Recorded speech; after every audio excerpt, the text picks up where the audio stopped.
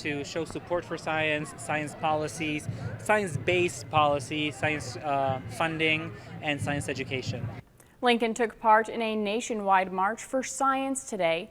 Good evening and thanks for joining us. I'm Nicole Cousins. Thousands here in Lincoln joined the more than 600 marches taking place at the same time across the country. Channel 8 Eyewitness News reporter Abigail Wood was there and joins us with more in tonight's top story. Nicole, there were thousands there today. I stood on the steps of the Capitol building and could see an unbroken line of people stretching all the way to UNL's Student Union.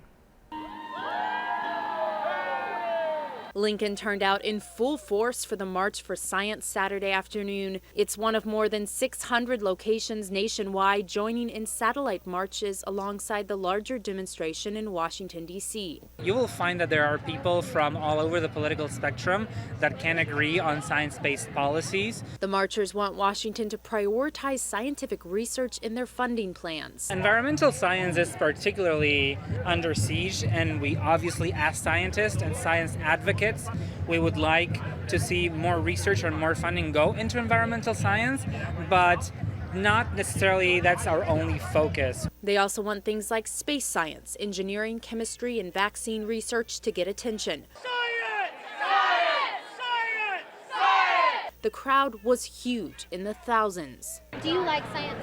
Yes, it's my favorite subject. 10-year-old Elizabeth Miller says she's always liked science, especially geology. Topsoil, subsoil, and bedrock. She says it's important for kids to show up at things like this because they're inheriting the earth after the grown-ups are gone.